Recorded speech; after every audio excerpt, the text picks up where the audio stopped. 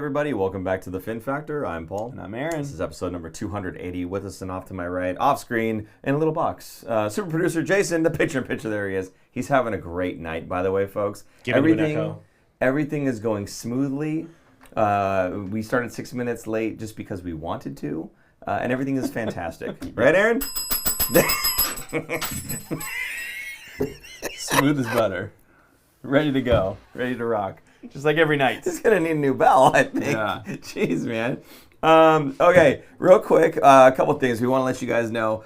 We appreciate everybody that's in the chat right now. If you can, help us out. Get more people in the chat. I know the Sharks game is on right now, and we are watching it kind of off to the side. We can't show you guys, obviously, because we don't have the rights to it. It's not looking good for the Sharks, but if you can get some of those folks in here, and we'll talk maybe a little bit about the game, and certainly about all the games that we saw in the past week. We would appreciate that. But Aaron, we want to thank all of our members. Yeah, I think he really did break his bell. I think he did. Yes. Oh, no, he's got it. It's good. Okay. Yes. We have members. Let's thank do. those members. Go ahead. Yes, thank you. Well, if you'd like to become a member, you can go to our channel and click join, and it'll be $2.99 a month, and that will go help buy new bells for the show and keep the lights on because we have lost power before. But anyway, I'd like to thank our members. We have Arnold De Leon, Breakout75, Debbie Smith, Crichton09, Lori Sholl, Michael Flores, Navy47, Nick W., Robot Bay 89, Taylor Kearney, Tyler McElroy, Tyler Myers, Tyler Payton, and Xavier Macy. And a lot of them are actually in tonight. So I was going to say, I see a lot of colors in the chat. So that means that they're members that are in the chat. A lot of green, a lot of blue. Yep. Different colored badges and whatnot. Shows how long people have been with us. Guys, thank you so much for sticking around with us. We love it. And hopefully we get some more members. As Aaron said, we need to buy some new bells. Okay. I wanted to do a quick update, not Shark related, but if you guys remember the last episode, I told you guys about that guy, Nick Blaylock, who's a player that got into a horrific accident. I just wanted to give you guys a little bit of an update. He's still in a coma, but he is actually breathing on his own now, which is great news. I don't want to go too far into it, but I want to go ahead and get the link up one more time for you guys, just so you can see the GoFundMe that's there.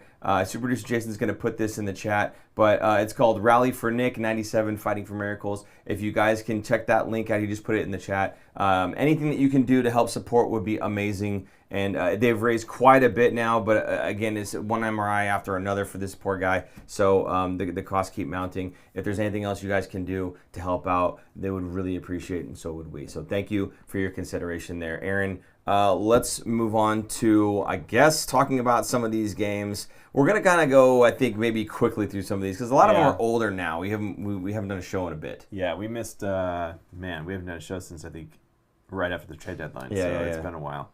We'll go through some of these games. So the first game, actually the Buffalo game. Yeah. In Buffalo. Right. This is a 6-3 loss. This was about 10 days ago, roughly.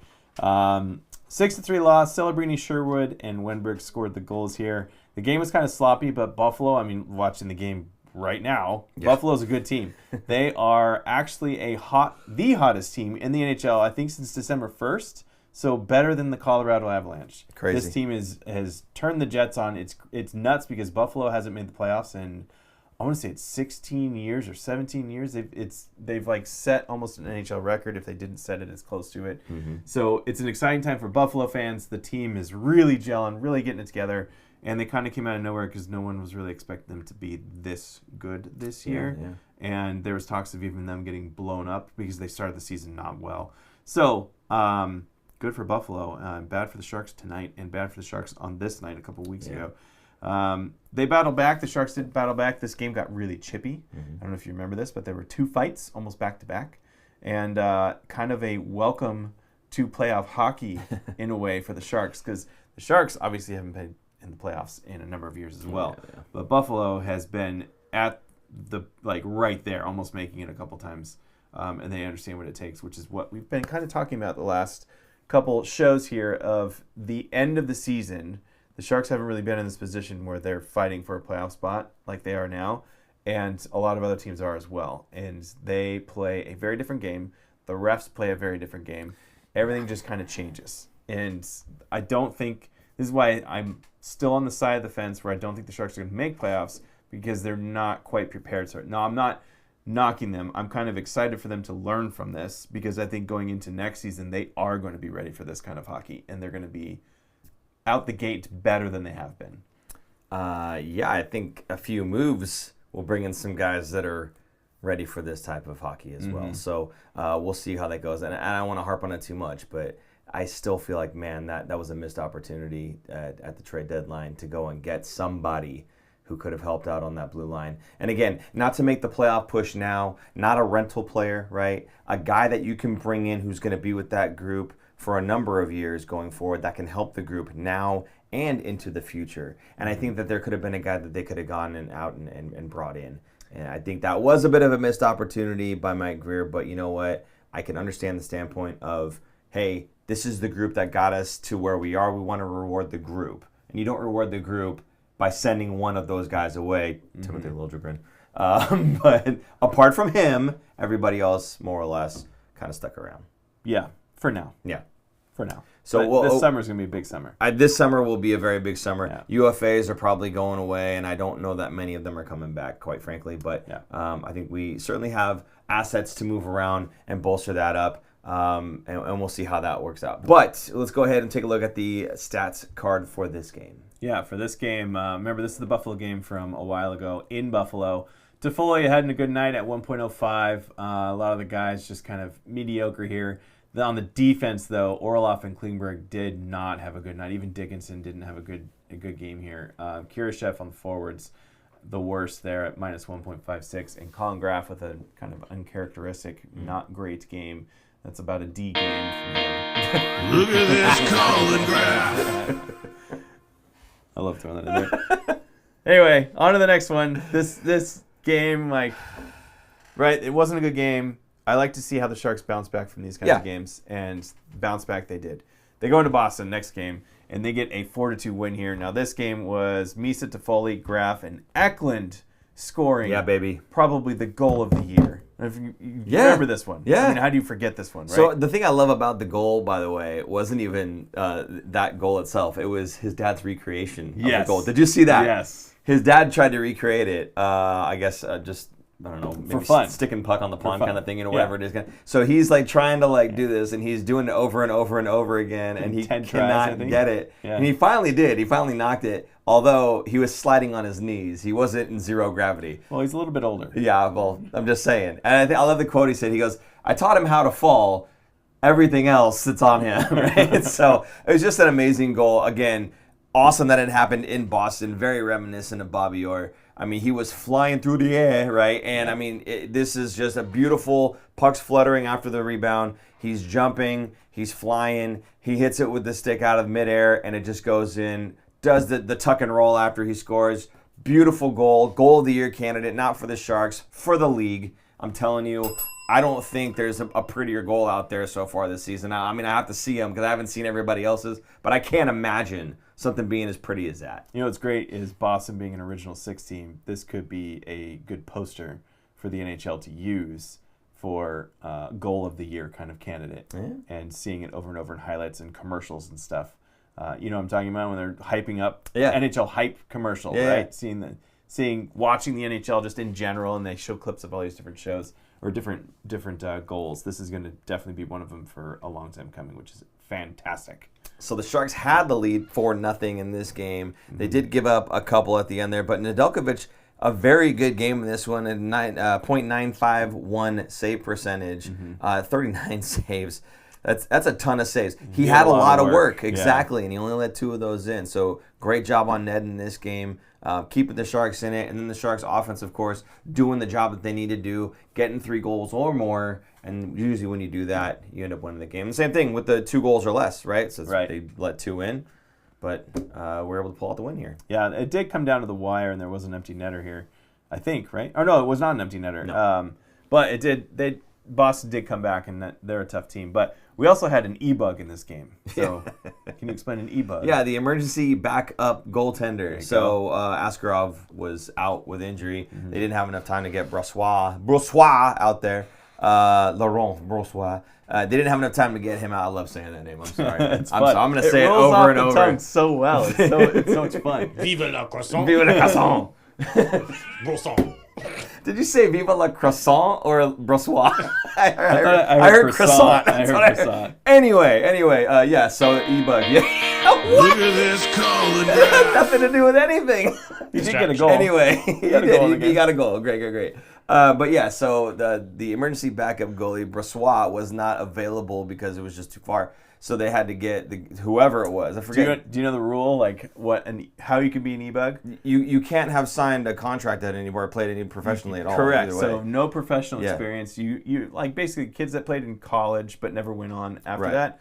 A lot of them they still play in beer leagues. They're still playing practice. Yeah. With higher end teams. So but they're just this not. guy was it said a senior, and I read it the wrong way. I thought it was 60-year-old, an old man, and I'm like, oh, 70-year-old great. But no, they meant a senior at the college or whatever Yeah. it was. I'm like, oh, that's a lot better than a senior. Yeah. Anyway, yeah, so they had him out there doing warm-ups and everything else, I guess. So he didn't have to jump in the game, which is good. But he's sitting on the bench, Yeah. full uniform, signs a one-day contract. Dream come true. Yeah, and then that's it. Like Yeah. you sign a one-day contract and you're done. Well, I guess you could sign more contracts, but not as an e-bug. Yes. Because now you have a professional experience, so you can't Exactly. be an e-bug. So it's only a one and done thing. Which- now very rarely an e-bug actually plays. Yeah. And this happened before, and the e-bug got a win. This is Mm-hmm. a very famous thing that happened. I don't know, in the last 5-10 years. It was against Toronto. It was Right. the Hurricanes. And Yes. it was It was David Ayers. I remember this. Yes. The Toronto's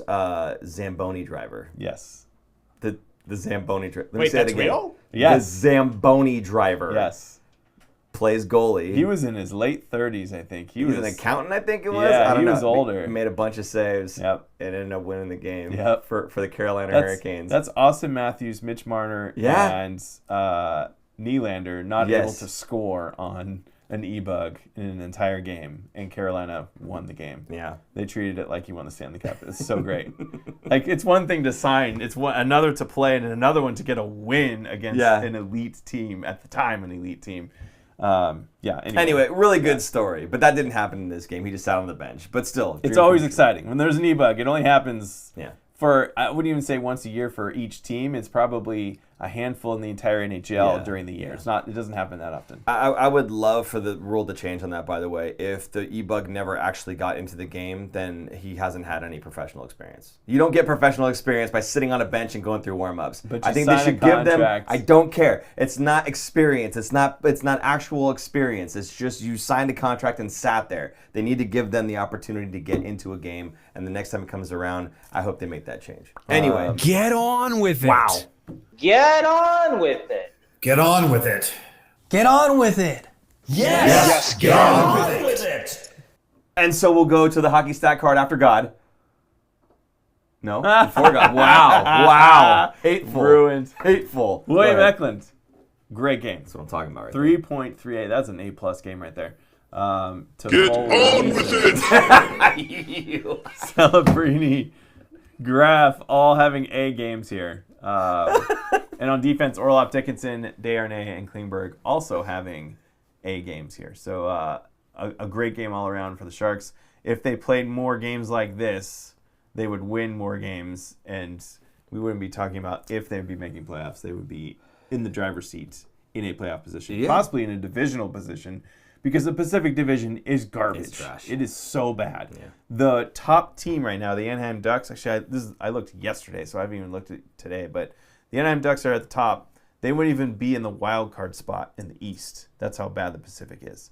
So the Sharks, as bad as they're doing right now, still have a shot at playoffs. See, a decent shot. And this is where, when we talked about earlier in the season, how many points is it going to take to get a playoff spot? I feel like they averaged that East and West, right? Because it was like 96 points or something like that, right? It was pretty even, but think about the last 2 seasons, the Sharks were dead last by a mile. Yeah. That's a lot of points going to other teams. Sure. Same with Chicago. They were also down there in the dumps. That's a lot of points going to the Western teams because they're playing them more. My point is, if you think 96 is what it should be to get into the playoffs, in the East you need more than 96, I think. In the This year. West, This you year. need less. Yes. So you average those together, you get to 96. I think that's what it was. It's amongst all 32 teams in the league, the average is going to be 96. But coming out of the West, and specifically the Pacific, you ain't going to need that much to make it. Yeah. So, in any case, moving on from this game here, we're going to go to another Sharks win. Yes. In Montreal. Back wins here. Huh? Back-to-back wins here. I mean, it's fantastic. Yeah. So it's a 4-2 win again. The Sharks own Montreal. I love it because they just beat them at home. Well, you got Carey Price in your back pocket. Well, that's true. He probably gave him a whole scouting Right? report. Knew everybody on the team. In this game, we got 2 goals by Celebrini, a goal by Mario Ferraro. Good for him, man. So happy that guy's putting the puck in the net now and then. And again, Colin Graff. Can't hate. Look at this Colin Graff. I guess he's cooperating with me now, which is fantastic. The thing that I did not like about this game was the first 28 seconds. First 28 seconds of this game. I was so pumped because Igor Chernyshov was making his NHL re-debut, if you will. He was coming back. He got called back up. Yeah. Yeah. I love this guy. I love his game. Very, very sad that this happened. And surprised it wasn't looked at here. He gets hit awkwardly, and people are saying, well, it wasn't the hit, it was that he fell and he hit his head. But if you take a look at the way that he gets hit, that looked like an it's elbow awkward. to the head. And I don't think there was like malicious intent there, but I do think he got his elbow up like this and it did clip him, and then he kind of goes spiraling, and I think that's what gets him going like this and down on the ice, is he kind of went and blacked out like on that elbow. Yep. Hits the ice, kind of spins a bit, and the thing that got me was when he tried to get back up 2-3 times, whatever it was. He tried to stand up. Now, I'll say this. Much credit goes to the Montreal bench, but I was not happy with the way that the fans responded to this. The Montreal fans, while it was happening, he tried to get up, and he goes like this, and he falls down. And they go, whoa! And they try to get up again, and he falls down, whoa! Like that. And it's like, okay, it's not funny. This is like someone's having a really hard time just even standing right now. This is not something to laugh about. Yeah. And now I get it. It's my team, and it's my player that's down there. If I was in the stands and it was our guy hitting a Montreal player and he was doing that, I still wouldn't do that. And I would hope that the people around me in the stands wouldn't be doing that either. It's a very serious thing. I think we have a better understanding of what it means when someone does that. Yeah. Concussions, right? As kids growing up, that was kind of, those are like blooper reels, right? You'd always see that in football and even hockey reels of like, oh, look at these funny guys who can't skate anymore or walk anymore. Like, it was a funny thing. And now, no, we know that means like he had to go to the hospital. It was that bad. Yeah. And he's very lucky that he's skating now. I mean, this was about a week ago, but he's finally skating on his own. Not quite playing hockey yet, but at least he's got that under his belt. I mean, we lived through when Sidney Crosby took that nasty hit and was out for, a year? Paul Correa, another one from Scott Stevens. Yeah. That was another nasty one that is heavily illegal now. Yeah. But back then, that was seen as a good hit. The game is much better not having headhunters in the league like it used to be. Back in the 90s, man, that was a nasty game. And to clarify, I'm not saying the guy that hit Chernyshov was headhunting. Again, I think that was kind of an incidental kind of thing. He just got his elbow up. But I did not care for the way that the Montreal fans reacted to that. I did, again, appreciate the way that the Montreal players reacted to it. On the bench, you could see there's like a still of him kind of like, he's like this, like he's starting to fall a little bit. And you see the players on the bench going, like just stay down, man. Like, just don't try to get up. Let them get out there and help you. Also, thank you very much to the Montreal staff They run out who brought him into their room. Yeah. They brought him down their tunnel into their medical room that they have in the backside there, because they saw that and went, okay, this is some serious business. Let's take care of this, right? So you saw, I think it was both the Sharks trainer and Montreal's trainer grabbing him, both going down the tunnel together.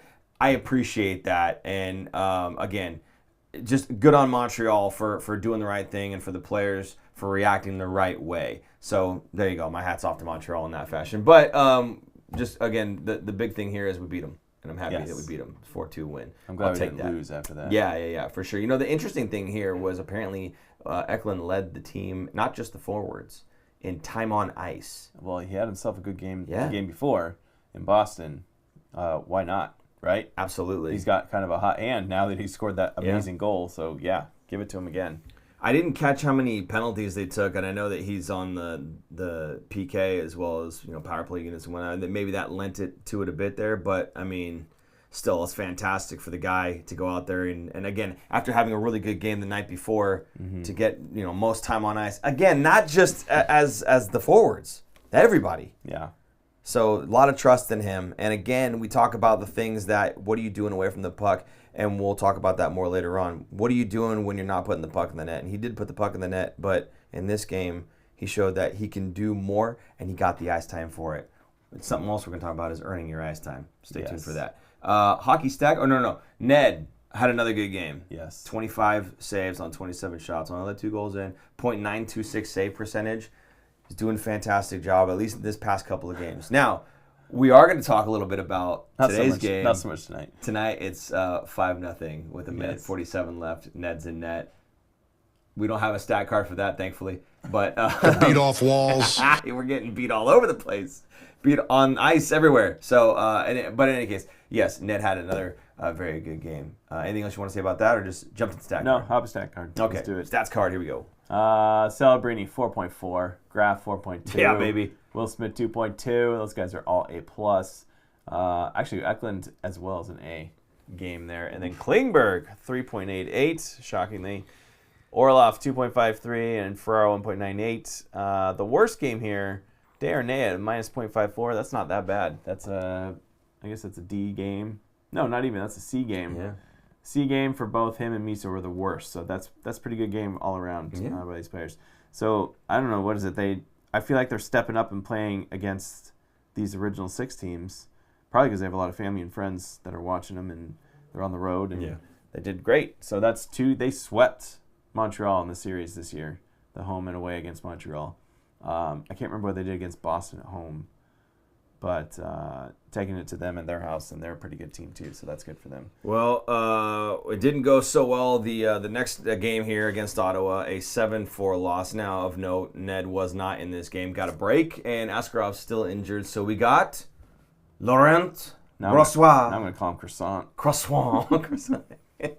Anyway, so he played in this one. Now, we did have 4 goals, which is nice, but you can't let in 7. No. So we had goals by Ferraro, Toffoli, Graf again, yes, and Michal Misa. Michal Misa's name just keeps showing up. I'm so happy with this guy's development.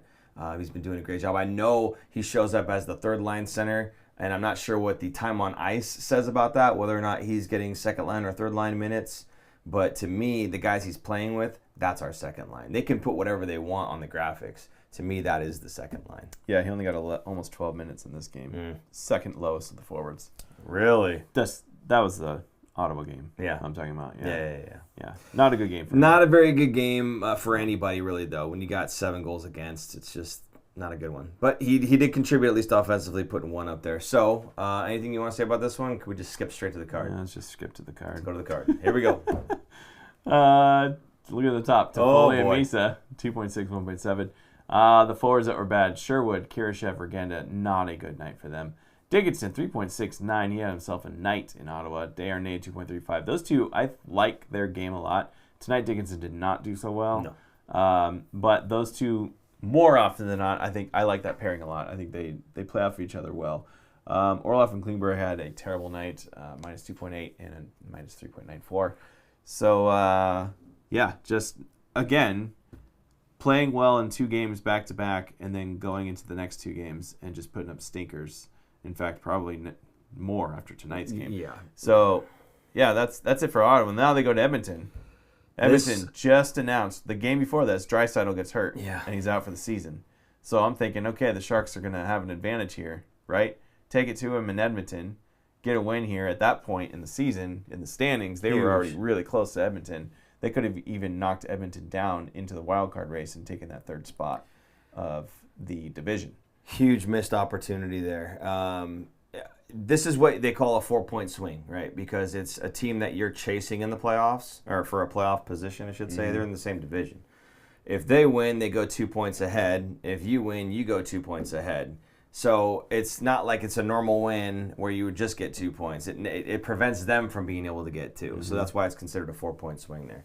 But in this game, Orlov, Regenda, and Sherwood, not the typical names you would see on the scorecard here. Although Regenda's done fairly well for himself, and Sherwood is starting to heat up a little bit, which is great. He's got his career high now. He's past 20 goals, right? He actually gets 2 points in this game, gets a goal and an assist. Sherwood doing a fantastic job. So, but again, the Sharks can't keep the puck out of the net, which is the problem, right? And another reason we're saying, man, I really wish that he had gone bolstered up the defense just a little bit. But again, didn't happen. So this is what you get. You get games where you get 7 goals against, 5 goals against, and then tonight another 5 goal against performance, which we'll talk about later on. But that's what you get. I'm going to defend Greer here a little bit, go off on a little tangent. He was not shooting for the stars, for the moon, for this playoff race. Yeah. He was thinking total long-term, kept his eye on the ball. He had his price tag of what he wanted to get in return for some of these guys or what he was willing to pay to get some other guys. And this was totally a seller's market, not a buyer's market at the trade deadline. He stood pat, and I'm proud of him for that, for not selling too much to get something just for this playoff push where it could have failed anyway. I mean, he did get Sherwood, but he ended up extending him, so Sherwood is part of the answer going forward. He's not just a temporary short-term thing just for this playoff run, right? So I'm still holding out for some big things coming this summer by Greer, and I still trust him because everything he's done so far has shown this man knows what he's doing. He surrounds himself with great people. The player development has been insane for some of these picks, some of the picks themselves that they've come away with, where we're talking about Eric Polkamp. I was just looking at his information earlier, right? He was a 4th-round draft pick, I believe, 4th or 5th. I can't remember off the top of my head now. But a guy who most likely will end up playing in the NHL, getting him in that 4th round. That doesn't happen very often. Yeah. Once you get that 4th round, it's 10% of those 4th-round picks end up being NHL players. Now, I'm still holding out. I'm not... I was going to say, careful, you're complimenting Polkamp. I got a lot of flack. I like the guy, and I like his game, and I think he's going to fit in the system. It's fine. I just think people are putting him up on the pedestal thinking he's going to be this great thing, whereas he's going to be a NHL player. I don't think he's going to be kind of like Vinny Desharnais. Not the same type of player. I'm just saying Vinny Desharnais is an NHL player. Yes. He was a fringe player. It took him a while to get there, but now he's, for the Sharks, at least for the season, he's an everyday player. There he goes. He's huge. That's how I'm thinking of Polkamp. He's not going to be a star player, but he's going to be a player for the Sharks. There. I'm done with Polkamp. I don't want to bring that up. People Squiggly, we're man. not happy about Squiggly's all over you on that one, isn't we he? got a lot to get through. Yeah. Anyway, okay, so Leddy gets in this game over Mook-Medulin, and people lost their minds. I guess they're saying, I guess we're going back to trying to get a lottery pick and blah, blah, blah. And no, actually, Nick Leddy had himself a pretty decent game this time around, despite the 5-3 loss. So good for Nick Leddy. I'm happy for the guy. You want to see him have success. He is a veteran in this league. He's done it all. He's won cups, right? So you would like to see him kind of go out the right way here. Maybe that's in teal, I don't know. But at least, he comes back in this game, has himself a pretty good game, earned himself more ice time, and for tonight's game as well. So good for him. But I just thought that was interesting that he drew into the game over Mook-Medulin, and people were kind of like losing their minds over it, Yes. Anyway, okay, so then... a lot of comments online, but yes. Oh, really? About that. About right now, you mean? No, Oh, okay. Just in general, like when this was announced. Yeah. Klingberg, least time on ice. We talked about Eklund the previous game, had the most. Klingberg gets the least this time around, which is weird for a defenseman because there's only 6, right? So you would think that they'd get more ice time than the forwards just by default, but no, they held him out. He's not performing. Yeah. He's lost his spot on the power play. That was kind of his bread and butter, right? He was the power play guy that was able to quarterback it and bring some stability to that power play, and it's not happening. So where's his worth? He's not a defender. He plays defense, but he's probably one of the worst defenders on the team in terms of actual defense. So when you're not doing what you're supposed to be doing, why are you getting the ice time? And Warsawski even came out and said, we've given some people some ice time in the past, the last 5 years. Now you have to earn it at this point on. Yeah. You have to earn your ice time. So, again, what Greer has been trying to foster, maybe not so much on the defense yet, but I think that's going to be coming. So many guys are going to be chomping at the bit that it is extremely competitive at every single position. You have to earn your ice time. if you slack off a little bit, look at Will Smith. Yep. We'll get into that, I guess, a little bit. But We will. Yeah. Losing his spot on the top line because he's not doing what he's supposed to be doing. So it's not given to you. You have to earn everything. And I think it's a great message, even if it's going to cost the Sharks getting the playoffs, which I don't think it will. Yeah. I think it's just not going to happen in general. But it's a good message to send to your team, especially going into next season and beyond.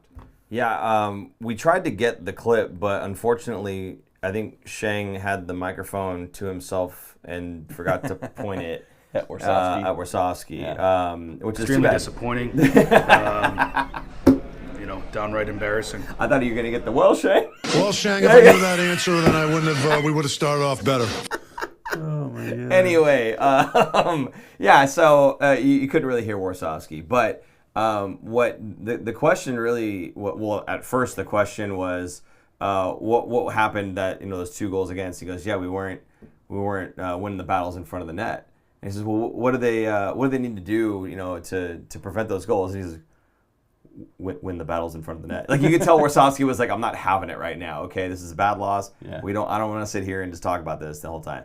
But Trust me, it sucks. yeah, exactly. So to go on with that interview, actually, though, what he was talking about was, so I noticed that Toffoli and Smith were not a part of the 6-on-5, right? And he says normally they'd be out there. What was the deal with that? And he says, yeah, we went with the guys that are going right now.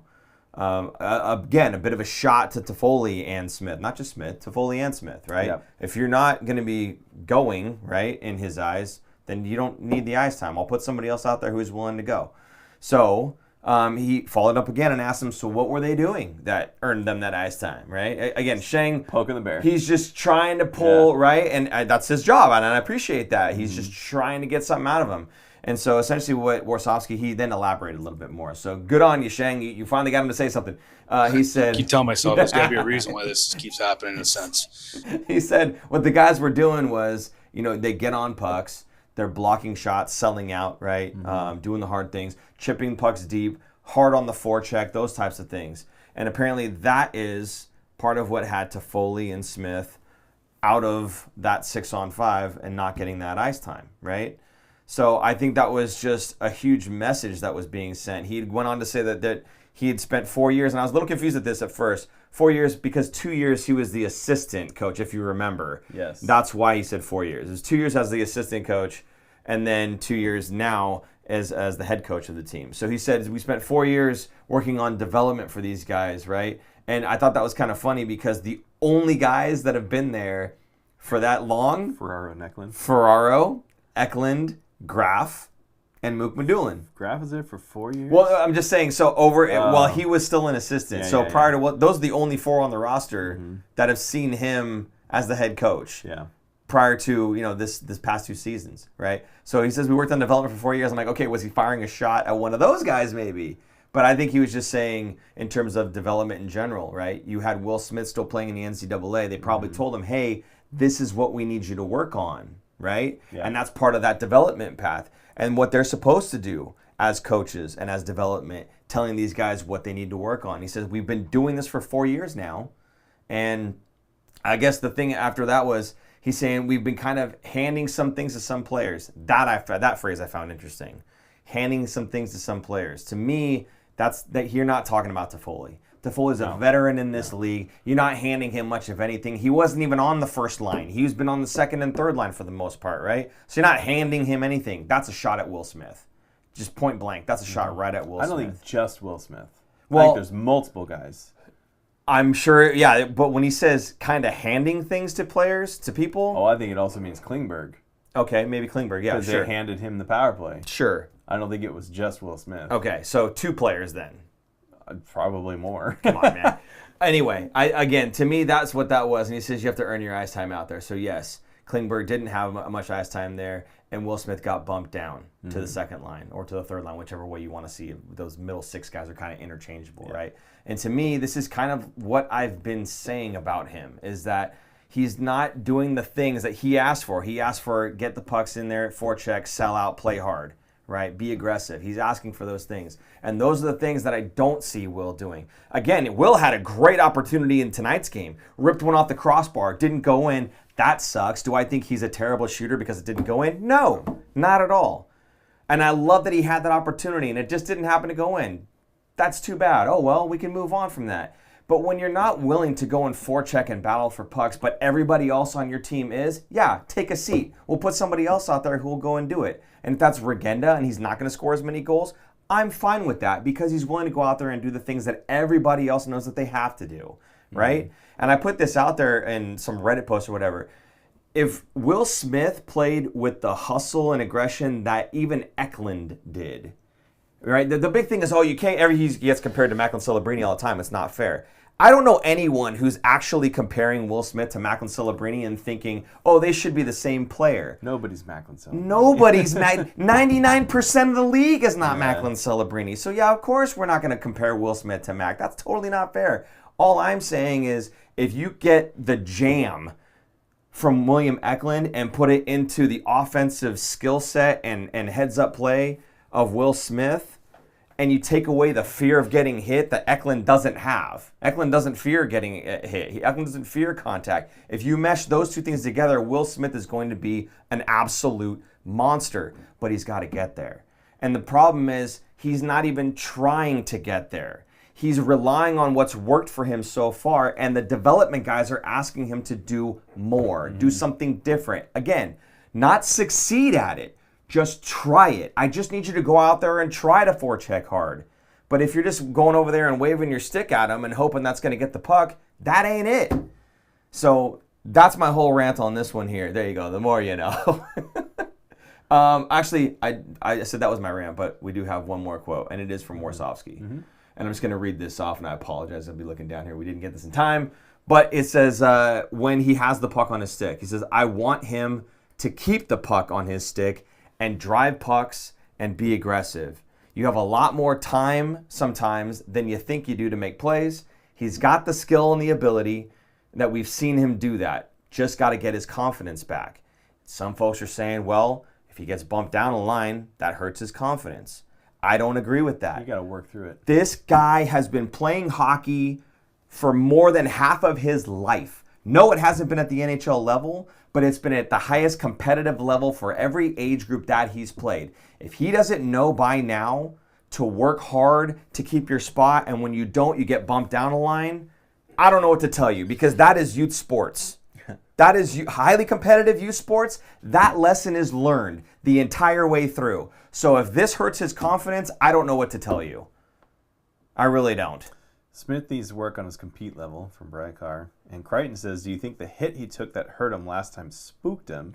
He was like this before, but now it seems worse, even more hesitant now. Maybe that's what he's talking about, his confidence of not getting hurt and playing through. And I brought that up too in that same post, saying it's not that it spooked him. It's not that it made him shy away. He was already shying away, right? Now maybe he shies away more because he's worried about getting hurt or something. I don't know. But that's where you got to put the work in. That's where you have to go, as Michal Misa said, practice with intention. I'm going to go out to practice today, and I am going to play my game, but I'm going to make it a point to go and hit someone. I'm going to make it a point to get hit by someone. I'm going to put myself in a semi-dangerous situation because there's a safety net. The guys in teal are not going to hurt me. The guys wearing different color sweaters, sure, they're going to go for me. But the guys in teal where I get to practice this skill, they're not going to go out and hurt me. So I'm going to go and put myself in these situations. But he's not really doing that, or at least it's not showing in the games. And again, he doesn't even have to be successful. That's not my mark. That's not my bar. You don't have to be successful, but you got to try. You're never going to do it if you never try. And that's my whole, now I'm done with all that. I finally finished my quote. There you go. All right, let's throw out the graphic. Let's do the graphic. The hockey stat card from the game. Sherwood, Regenda, Gaudette, after having a terrible game in the last one, bounced back big time here. They had A-plus games each. Wemberg, another A game. Everyone else, decent. Misa did not have a great game in this one. He was a minus 1.33. I think he kind of got a little burned too much by a better team here. The Toffoli, Eklund, and Misa line. I think they were together, right? Those three guys. Anyway, Leddy had a pretty good game, 1.77. He led the defense here. So, right call by Warsofsky to put him in this game. him, Ferraro, and Orloff had good games. Dickinson had an okay game. Desharnais and Klingberg, not terrible, but not great. So Sharks lose this one to Edmonton, right? We're still talking about Edmonton. Remember in this game, Misa moved from second/third line center to Macklin's wing. Yep. That's not an excuse for poor play or anything like that. No, but he's playing against better competition. He's playing exactly. They're matching him against the guys that match against Macklin, and he's not playing his natural position. Right. And they just kind of threw him on the wing just to try to get Macklin going. That was what Wasowski said. I was making those rotations to get somebody to play with Macklin. The funny thing is, Misa was the one that was actually sticking. They were rotating those three, and then Misa stuck. And then they were like, okay, Smith, Graf, back to Smith, Toffoli, I think, at one point. I don't know. Mm-hmm. But Misa ended up sticking next to Celebrini. Now, in this game, tonight's game, the Buffalo game at home, Misa was back as the centerman. So I guess they kind of said, okay, we're just going to blow that back up again and go back to whatever we wanted to do for the rest of the season. He's not ready for the competition against high-end top-line guys. I think that's why. Yeah. They're protecting Misa a little bit more still. And he's doing well. We're going to get into this in a minute. But he's doing well ever since the break. But at the same time, he's not playing top competition. He's not playing against the top lines of other teams. He's playing against second, third lines of other teams. Mm-hmm. So not as good as competition as what Celebrini's used to. So when you put him on that line with Celebrini, sure, the offense will probably be pretty good, but the defense is going to suffer. And I mean the team defense. Yeah. Like that forward line is not going to do so well in their own zone. So they are kind of protecting him, rightfully so. I think they're doing the right thing. Anyway, anything else for that game? Okay, no. Moving on to the Buffalo game tonight. That was a 5-0. I was going to say, do we have to? We don't have to. Can we just pretend it didn't happen? We don't even have the stat card for this one. He just goes black. I love it. See you later. Okay, real quick. It was a furious start. Okay, 0-0 through the first. Sharks were still in it. They looked good. They looked great. Yeah. In that first period, they looked great. Yeah. They were. I think they outshot them by quite a bit. If I don't have that one wrong. They came out great. They storming 7-5 shots after the first. Okay, but they still did outshoot them. Yes. Sure, I'll take that. And then the second period happened. They still outshot them 10-3. And unfortunately, right. And unfortunately, we don't need to talk about it. On those 3 shots, we're not going to talk. I'm just going to mention it. Yeah, I'm just going to mention it at least.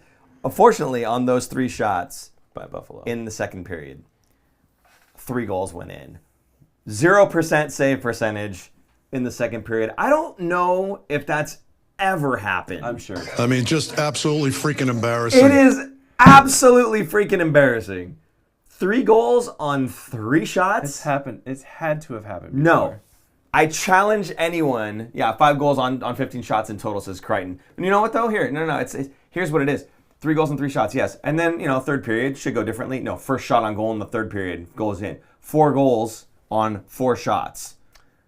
Ridiculous. I think we just stunk. We did just stink. My goodness. Yeah, I was going to say, I think they should have pulled Ned. After 3? After...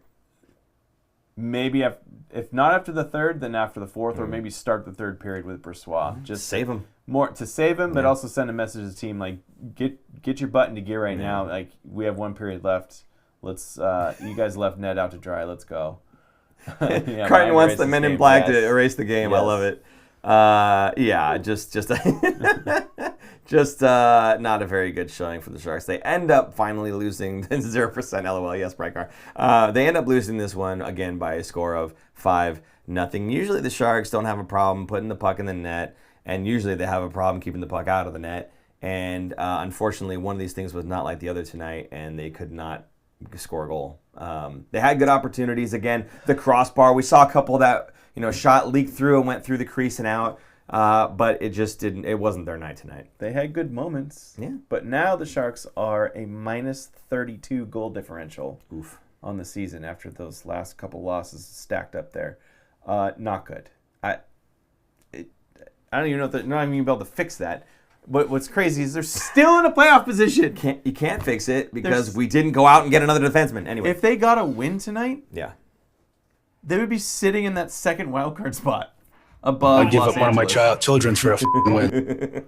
It's so absurd.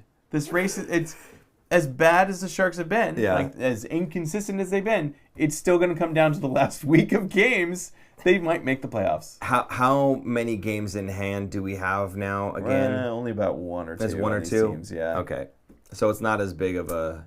If they won one of those games. Yeah. Either the Edmonton or the Buffalo. Especially the Edmonton game. Yeah. If they won the Edmonton game, Edmonton would be sitting in a wild card spot, and the Sharks would be... Actually, the Sharks would be out of it right now. I mean, more focus goes to the Edmonton game because of the whole 4-point swing thing. But frankly, on any given night, if the Sharks win and Edmonton loses, that's still the same thing as being a 4-point swing. You want the people in your division to lose, Right. and if you can pick up a win when they lose, it's the same thing as if you played them and beat them. And also frankly. make it a regulation win, not an overtime win or a shootout win over those divisional opponents, because then they get a point. So you're not leapfrogging them as easily. Okay, and since we were talking about lots of goals going in, we're going to go straight to our roll call question. All right, ready? Tell us what city you're watching us from, and if the Sharks do make the playoffs, which goalie are you starting with? Nedeljkovic or Askarov? Or Brossois. Definitely not Brossois. Not Brossois. Definitely No, not Brossois. it's not going to be him. By the way, just while you guys are writing answers in there, I'm happy for him, though, because he wasn't sure if he was ever going to be able to play at that level again. Talking about croissant. Yeah, croissant. Yeah. Yes, yeah. Boulangerie. No, he We're gonna get letters. Well, big time, my big time. He wasn't sure if he was going to end up playing in the NHL again. Yes. So I'm happy for him that he's found his way into at least a game here or there. Hopefully that bodes well for his future, even if not with the Sharks. You like seeing these kind of comeback stories. I do. So. Yeah, it's great. And he's a good mentor for the Barracuda once he gets sent back down, once Askarov is back.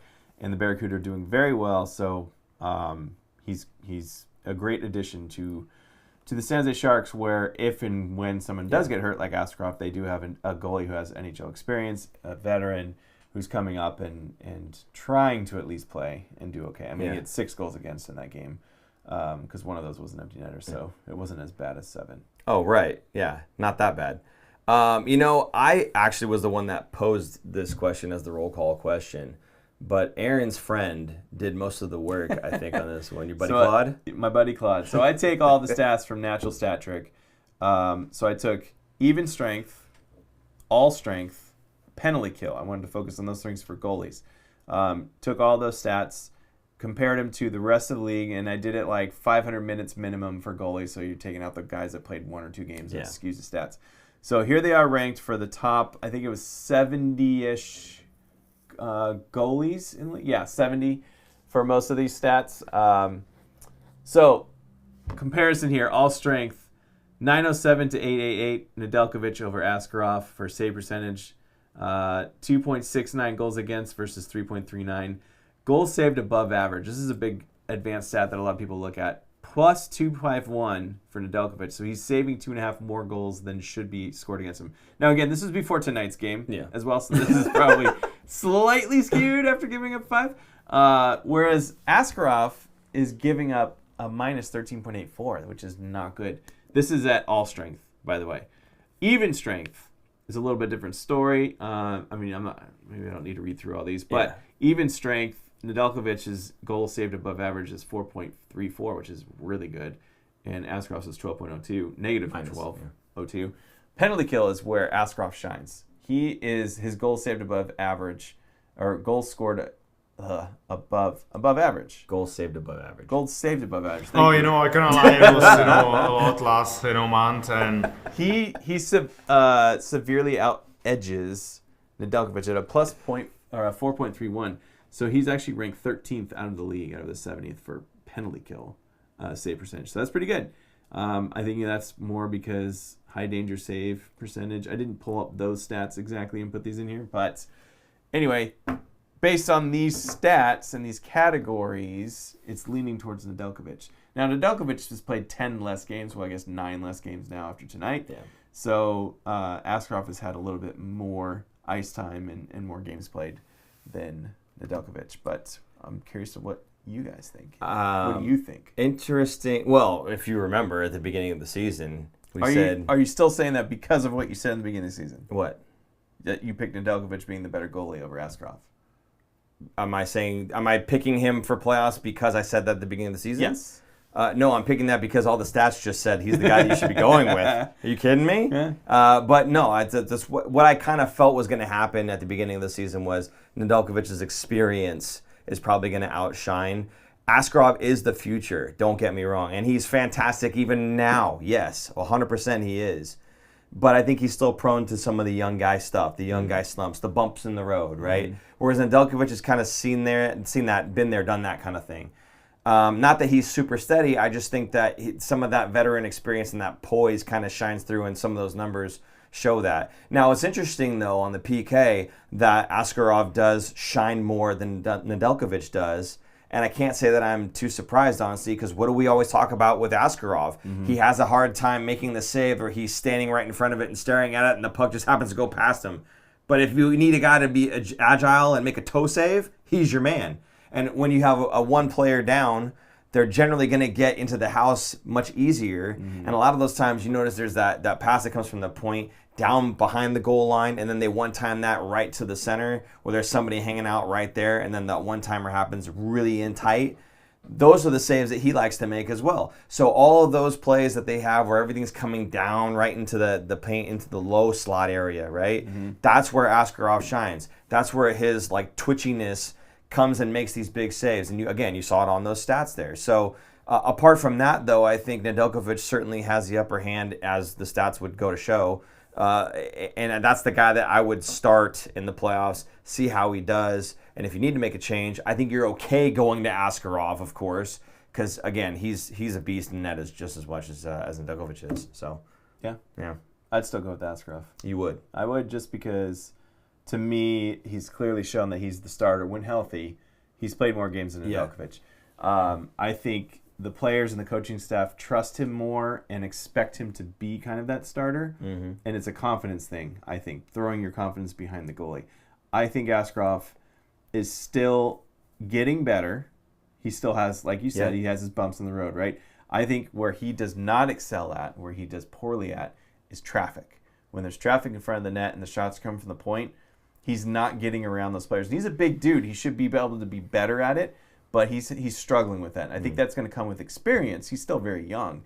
And that's going to come with experience and learning how to kind of peek around corners and to make sure kind of eliminating, playing the odds of where the puck is going to be. Kind of getting lucky, but also you make your own luck in producing that. But he needs to get better at that. I think that's his weakness. The other one is kind of his glove hand. I think his glove hand is terrible. And I think other teams are exploiting it more and realizing that his glove hand is terrible and they're all shooting high on him. Everything down low, he can do the splits and cover the entire goal, and his legs are so strong that he kicks those out easily. So, like you said, those in-tight ones, he's making those saves all day.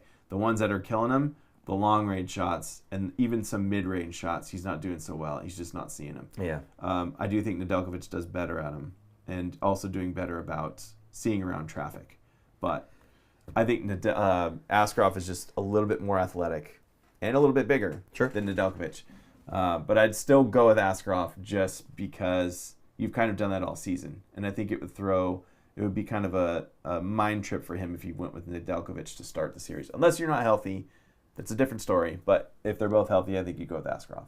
Okay. And what do the people have to say, Aaron? I don't want to say it's completely split, but Arnold De Leon said Askarov is healthy because you are betting for a roll. I think that he's going to go on a roll. Oh, okay. That's what I'm guessing. Crichton said Ned for sure. The defense plays passable in front of him. He's steady, Netty. Brycar, I would just flip Ned and Askey game to game and see who does better. And then he laughed and said but the Sharks aren't making playoffs. MF Havoc, we're barely making it to lose in 7 in the first round. Nick says Askey. Crichton says he's still proud of, even if they don't make the playoffs, I'm still proud of what they have done in the improvements. Yeah. I was going to talk about that too, but go ahead. No, fire away. Because that's the same point. Yeah, go ahead. I just like Askey's agility more from Nick. Yes, I agree. I think he's just more of an athletic. And I think he makes timelier saves as well, where you kind of get that adrenaline going because you're like, wow, he just made this outstanding save. Like, now it makes me want to work harder. And I feel like the guys on the ice feel it too. And they go, wow, like, he just really saved us. And that's going to push them to get goals going the other way. You would hope, yeah. Right. Not always, but But I do like the point that I think is both Crichton and Brightcar made here, talking about increasing their team's point totals by over 20 points, and we're not even done with the season yet. I pulled this up. I don't have a graphic, thankfully, for Super Producer Jason. But 2 years ago, 47 points. Yeah, baby. Last year, 52 points. This year, they're on pace for 87. That's a huge jump. It was a 35-point jump. That's massive. From 1 year to the next. And can you go back to that real quick, that graphic there? Because that 87-point projection would be the highest since the 2017-2018 season. Yes. You know what I mean? Yes. That's quite the improvement to be able to go up that many. I don't know that they will, but to be able to go up 35 points and have it be the highest points total you've had in 6 years, right? The 6 previous seasons. That to me, see, you got people saying, "Oh, Warsofsky doesn't know what he's doing, juggling the lines, and blah blah blah." At what point do you kind of just say you got to tip your hat to the guy? That's people micromanaging and focus, which is why we do a weekly show, Yes, and not a daily show, because we don't focus on one game exactly and the more you know. Nitpick one game. We're looking at it as a whole for the week, and because you have your ups and downs from the games. I mean, we just talked about 6 games tonight. So, We just stunk. maybe 7. I don't even know. But yeah, there are so many ups and downs in those games that we like to try and stay even keel there.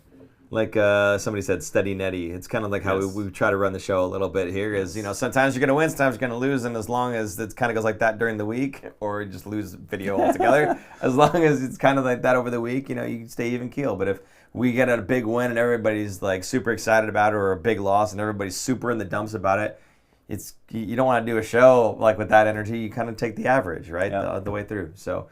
We do have one more graphic here, which is the playoff chances. Oh boy! Okay, but this is before tonight's game, so it's gotten already worse. changed. It's gotten a lot worse. But this is where the Sharks were at 87 points. Now they're at 85. What we just looked at. But you're saying there's a chance. It's still there. Yeah, it's still there. Excuse me. On that site, hockeystats.com, right? So Yes. you can select the team and you can see what the odds are. And the thing I like about it is they'll show you what the games to watch for that night and what that means for your team's playoff chances, right? So what that graphic just showed, it now swapped where LA is at 87 points and San Jose at 86 below the line. So right. That's how much it's changed in one night. And Seattle's dropped to 86 points. So the Sharks are above Seattle, behind LA, and LA is that last spot. So it's going to change daily. Not even every game, every Sharks game, daily based on what other teams are doing. And to go back to how we do the show on a weekly basis, right? Not to get super high and super low. Remember, at the beginning of the season, a win or a loss doesn't really move the needle on your playoff chances. As the season goes on, a win or a loss is like a huge pendulum swing, right? We're talking now a win or a loss changes your odds 8% in one direction or the other, right? So I think people, if they after a single game take a look at the odds and go, "Oh, we're done." It's like, yeah, but if they get 2 wins, the odds shoot way up in our favor the other direction. So again, try not to look at each individual game and get too emotional about it. Let it play out a little bit. Take a look at where we are. And then kind of be more even keel about it. Hopefully next season they don't have a disastrous October like they did to start this season where they couldn't get a win. You remember that? Can you imagine? The soundbite that we got from Warsofsky about selling his child. I'd give up one of my children for a win. Was that the one?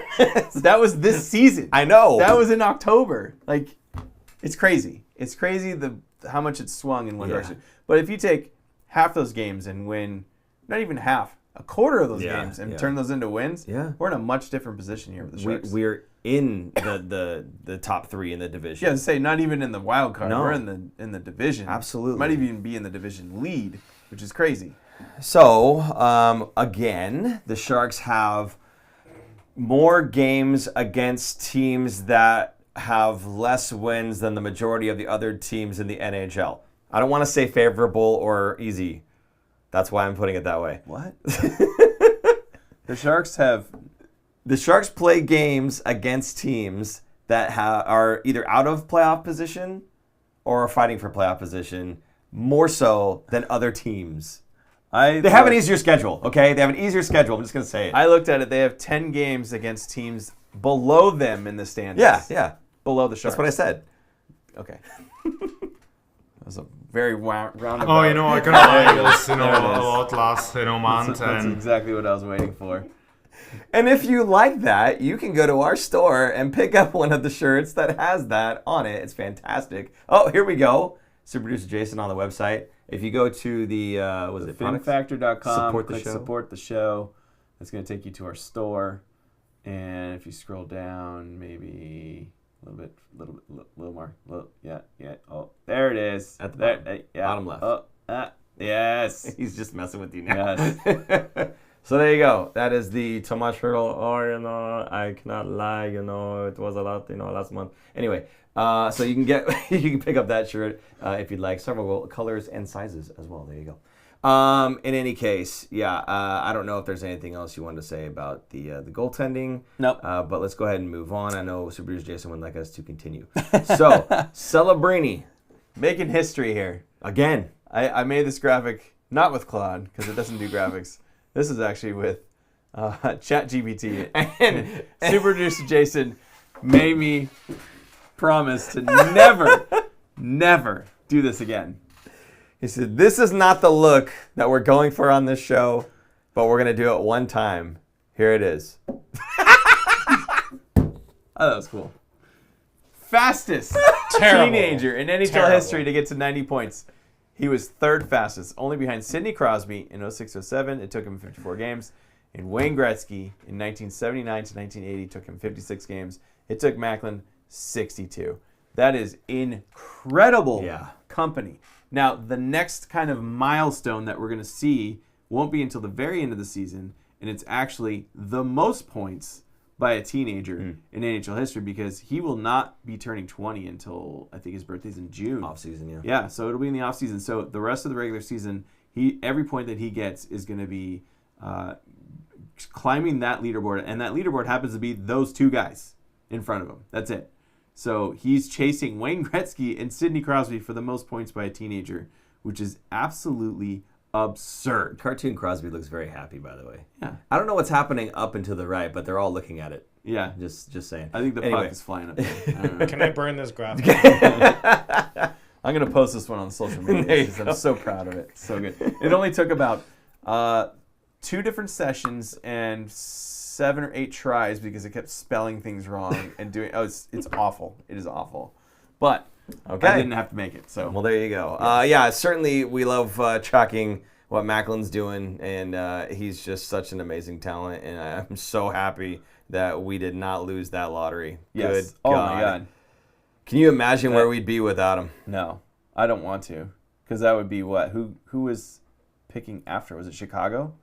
It would have been Bedard. It's supposed to be Frondell or whatever, right? He was supposed to be the second one in line, I thought, right? But it would have been Bedard and Celebrini together. Or Zamboni drivers. Yeah, there you go. Yeah. Okay, moving on from Celebrini being amazing. Yes. Let's talk about another amazing 19-year-old on this team. Yes. Michael A second overall draft pick in last year's draft. This is Michal Misa.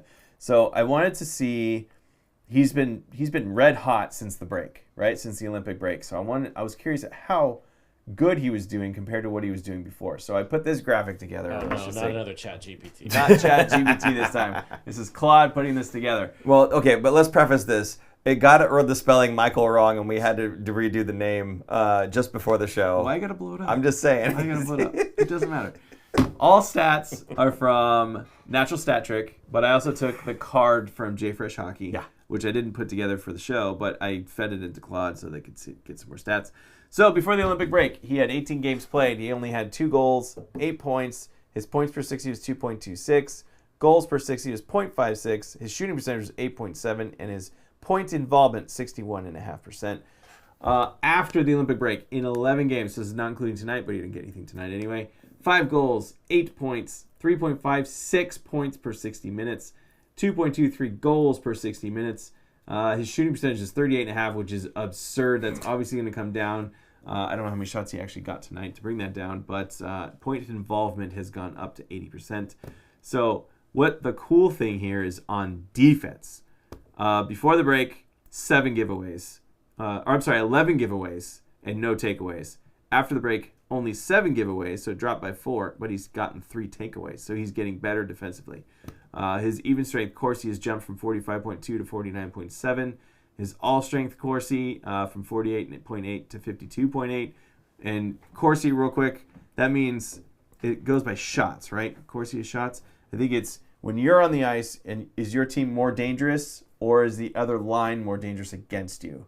I can't remember if it's Corsi or Fenwick, but I thought it was shot attempts.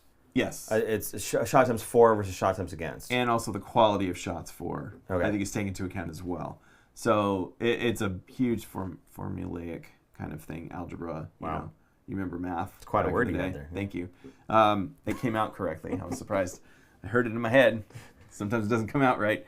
But, yes, it's a good thing that you're over 50%. That's kind of the benchmark. Yeah. Under 50% is not good. Over 50% is you're better than most. So he's getting better. He's feeling himself. We've talked about this before. Young guys coming into the league, especially teenagers, 18, 19-year-olds, they're coming from playing, 50 games, 60 games in a season at the most, including all their playoffs and everything that they do in college or OHL or wherever they're coming from. He's coming in and playing 82 games. Now, they have been doing the load management, so he's not going to be playing 82 games. He's probably going to be playing around the 70-ish games by the time the season's over. Actually, he had an injury, so he's probably going to be finishing with 50 to 60 games. But it's hard. It's very difficult to go from, look at the ups and downs we just talked about in these games, right? You have 2 great games in Montreal, another great game in Boston, then you come back and put up 3 stinkers in a row. Like, that's tough. And you don't have much time. You have to be a goldfish to bounce back and get into the next game. Sometimes they don't even have practice in between these games. They're just going right into it. So they don't have time to work on their mistakes. They kind of have to break the tape down on their own and try and get better at the next game. There's no time. Whereas in college, you're playing 2 games a week, maybe at most, sometimes 1 game a week. So you have a lot of breaks in between because, you got to go to school and class. But it's a much different game when you're playing in the NHL where you're getting 4 games in a week in 7 days. So it's a lot of hockey they're not used to, and their bodies aren't used to it yet. They're not built for it yet. Yeah, and looking at those stats that you just threw on the screen there, it's really no wonder that in the previous game against Edmonton, when Warsawski said, I was just trying to get somebody to get going with Macklin, no wonder he picked Michal Misa there, right? I mean, the stats jump off the page there. The kid's doing all right. So happy for him. Hope he doesn't have to play alongside Macklin going forward, because that would mean the team's kicking and working. Just on the power play. Yeah, he can run his own line. Well, even on the power play, I don't. Well, actually, it would be nice to have him on the power play. I wouldn't mind. Unit. I think by next year he might be on the top power play. I'll tell you, that power play 2 unit doesn't get much time. I like it though. Like, I like having that second line because they're still dangerous. Oh yeah. Like I'm just saying happy. they don't get as much time because the first unit takes up most of the time. That's because they're pass. They're not shooting. And then wait. Yeah, it needs to be a shooting gallery. Yeah. If they want it to go anywhere. Anyway. Yeah. Moving on from Michal Misa. Yes. Yes. Okay. News about Todd Dellandrea. This is nice. Good for him. He signs a 2-year deal. Go ahead. Poor guy's been injured for a lot of the season, but Warsawski and Greer really like this guy. I can't remember how we got him. Was it a trade with Dallas? I feel like it was with Dallas, yeah. Maybe 2 years ago, 3 years ago. I can't even remember off the top of my head. But anyway, they signed him to an extension. He was a UFA. Kind of surprising to see this one because I think the Sharks have a lot of these positions.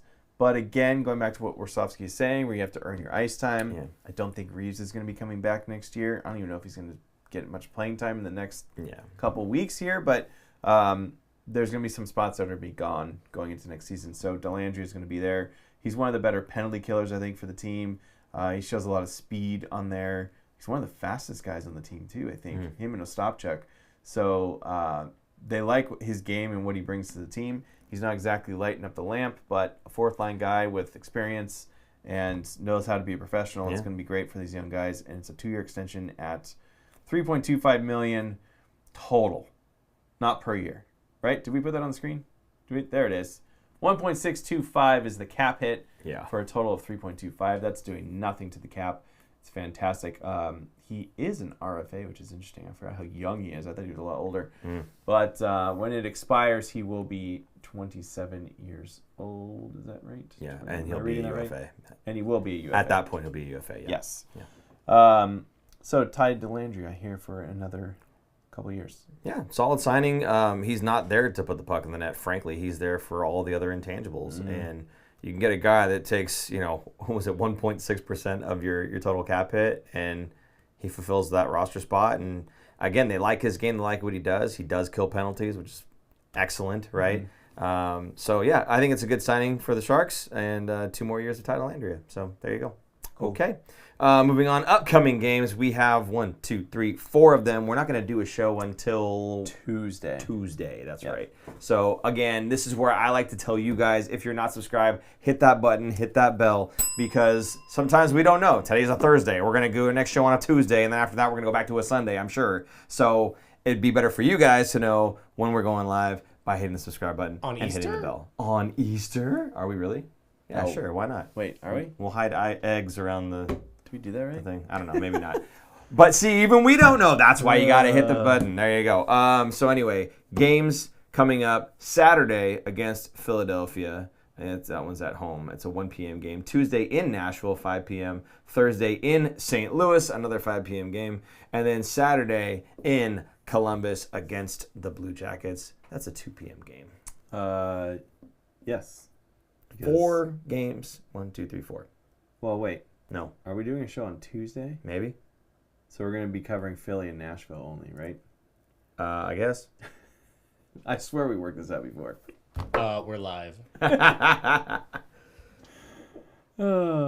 Whatever. Yeah, anyway. So those are upcoming games there. No, some of those we'll cover in the next show and some of them we won't. We don't know. Move your Zoom meetings. Yeah, there you go. Move them all. We did get this, right? Because that's going to be for this game coming up on the 21st. The Sharks give us things now and then, and we like to give them back to you. This is the Barbie, what does that say? Game Day cross-body bag. This is, it goes across your body, obviously. That's why it's called that. But they have these in 3 different colors at the tank. Now, there's a pink, there's a blue, and there's there's a third one that's coming. Yeah. Because we did the show with Doug Bentz. You should go check this out in the interviews when we did it in the arena. Talking about the arena changes, but we also talked about some of the giveaways. And he did have this one and the blue one. Along with the hat that he showed that day, along with the puffy bag that he showed. So they give us these things. Again, if you are a member, we are going to have a show where we give things out to our members. We've actually already done that before. It was an awesome time, huge success. And if you want to be a part of that, there it is on the screen there. Become a member, and when we have a member-only show, we're giving all this stuff away, including some of the baubles and things that we have. You can win some of that stuff. So I'll read about this game. This is the game against Philly, the 1 p.m. game this Saturday. On 3/21, the Sharks team up with Barbie to turn the tank pink and celebrate girls hockey. Fans won't want to miss this fun night packed with an all-arena giveaway, new merch, interactive Barbie-themed photo ops, and an in-arena scavenger hunt. The evening will also feature Sharks Foundation's 4th installment of this season's Mystery Puck series, as well as an in-game recognition of the Reading is Cool program's top reader and PG&E Teacher of the Month. All fans will receive light pink, light blue, or hot pink is the other one, co-branded crossbody bag. If you want a different color, fans can head to our trading table at the South Bar before the start of the second period to trade for a different color. And fans who find 4 hidden Barbies around the concourse can head to the South Bar to claim a pink Sharks branded sleep mask. So there's all kinds of stuff you can find around the arena. So it's going to be a cool afternoon game. Probably going to be a lot of families and hopefully a lot of girls and going there and enjoying the Barbie night. So it'll be pretty cool. Fantastic.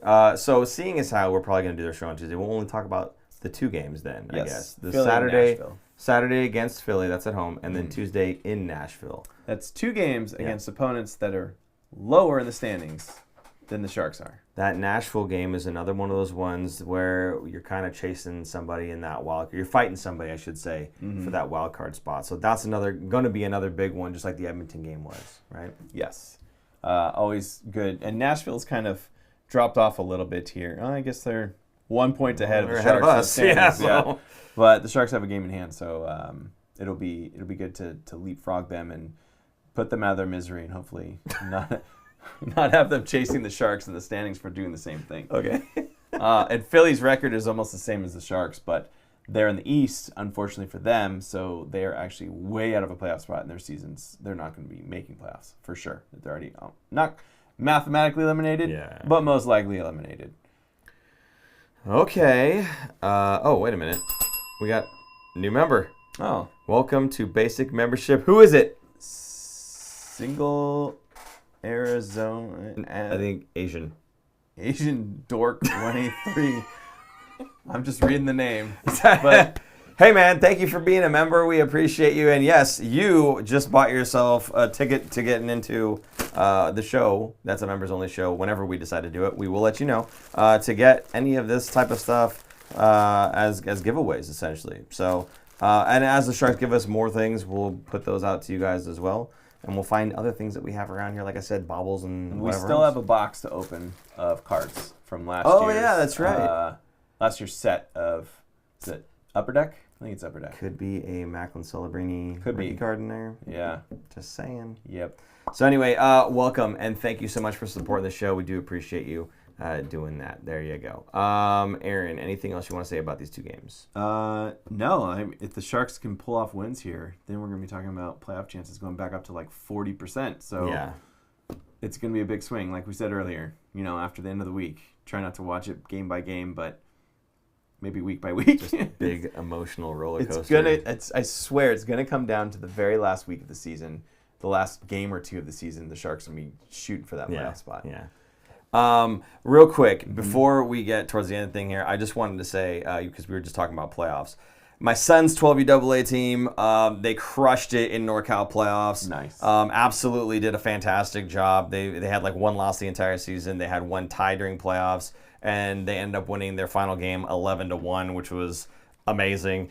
So they're going on to state finals. Just super proud of them. And actually, the team that they beat is our younger version, the 2014 birth year Tri-Valley Blue Devils. I want to say congratulations to you guys, both teams. Great job in the playoffs. Great job representing NorCal. And we can't wait to see how you guys do during states against those SoCal teams. Oh, those SoCal teams, man. So anyway, that's my spiel. And I know Aaron has something he needs to end the show on. I do, and it's unfortunate we're going to be ending the show on another sad note like we did last time. But I have the unfortunate news to share is my college coach from Sonoma State. Now, we talked about this about a year ago. Sonoma State cut their athletic program, and we were fighting to save it. And it's still in the works. It's still not completely done yet. But Marcus Zemer, who was my coach at Sonoma State, tragically passed away last weekend. He was spearheading this whole thing, and it's kind of sad that we're going to, well, I'm sure his brothers are going to help take over and keep it going, but the fight is still going. But Marcus was my coach when I went there in 2002, not to age myself, but he's been a long-time coach at Sonoma State, I think since the early 90s, maybe the mid-90s. So he's been there forever, a staple in the soccer community, not just in that North Bay, but everywhere around. There were tributes being sent out about him from the Earthquakes, from Stanford, from Cal, from everywhere that you can think of, all around the country, not just the Bay Area, but a huge hole and void being left by his tragic passing. He was in Germany, and I'm in this big text chain on WhatsApp with alumni from Sonoma State. There's 150 of us plus in this group. And he texted us a video from the Borussia Dortmund game. He's a huge fan, if you're familiar with the Bundesliga. But he sends the video, and then the next thing I know, the next morning, we get a message from his brother about him in a tragic accident, and he was in a coma. And he unfortunately did not make it, so I think he passed on Monday. So I have a graphic here. This is somebody put together. He's been a Dortmund fan forever and always went back and forth there. I believe he has 3 or 4 kids, and one of them is playing professionally over in Europe in soccer. Obviously, these are all his favorite things. So Dortmund, his dog, the Seawolves there, Pliny the Elder. He's always going to, or was always going to the brewery up there. A big Dodgers fan, unfortunately, but he was a great guy, and not just a great coach. He transformed people's lives, especially the ones obviously through the soccer community, but outside of the game, he did a lot. And I have a picture here of our 2002 NCAA championship team. He is kind of dead center in the middle, got the goatee there, and we're looking as hard as possible. And there's me in the middle standing up with my blue sweatshirt on. We were all red shirts, all the guys in the blue above jackets number there. 10. Above number 10. There you go. That's me with hair, if you can believe it. But this team went on to win the Division II NCAA championship. Just fantastic people, absolutely amazing games I've ever been a part of and seen. And just to give you a hint of why I kind of stopped playing soccer is I was a goalkeeper. And if you look to my right or on the left of the picture, that was the other redshirt goalkeeper, Clark, that was ahead of me. And then the two guys in the top in the red were also 6'4" and 6'5". I'm 5'9". So I looked around, read the room, and I need to figure out what I'm going to be doing after graduation here because professional soccer is probably not my strong suit. So is that anyway, Connor McDavid in the upper left in the red shirt? No, the man that looks like him. That is Matt Bernard, who won All-American goalkeeper, and then Steve on the right. And then Clark was the other goalie. So the four of us were the goalkeepers, and we routinely got shelled by the very, very good offense of that team. I mean, the whole team all around was great. But, so really sad, really tragic. It's awesome to be part of this WhatsApp group because just from teams that he coached from the 90s through the last couple years, all these stories are coming out, right? Of everything. And all the stories are pretty familiar and similar to one another. And he was just a great human. He married a bunch of guys, like was the actual MC at the weddings and did all kinds of stuff. So he was... You didn't say that. Sorry. Yeah. he was the MC at the ceremony for a lot of these guys, and great humor, great guy, and he will be very sorely missed. So, that's my spiel. He would have gotten that joke. Sorry, Marcus. Right? He would have gotten that joke. He would have liked that joke. Yeah. Anyway. All right. You know, and we've done this 3 times in a row now. We went on a bit of a sad note, but I'm glad we could have a little bit of a chuckle. Yes. Seems like a really great dude. He was an awesome guy. Fantastic. Well, guys, that's going to do it for the show. We appreciate you sticking with us this long, and we can't wait to see you in the next one on Tuesday, right? Yes. Okay. Yes. The Nashville game will have been over, I think, so we should be able to talk with you guys about that one. It should be a shorter show. Good for you. Yes. There we go. So it'll be Tuesday, and then we'll follow up with the following Sunday back on the Sunday format. Yes. Arnold De Leon, efficient. Yes. Officiant. There you go. Yes. Yeah. Okay. Fantastic. Thank you, Arnold, the lawyer. Love it. Words are hard sometimes. Guys, I appreciate you once again. For super producer Jason, I'm Paul. And I'm Aaron. And we will see you guys Tuesday next week. Tuesday. I'd give up one of my children for a win. So, bye-bye. Bye. Thanks for tuning in. If you like this episode, check out our other content, especially interviews. You can interact with us directly through social media at The Fin Factor and on Instagram at Fin Factor. And don't forget to join our live streams on YouTube. Visit our website at thefinfactor.com, where you'll find all of our episodes as videos or podcasts. You'll also find our exclusive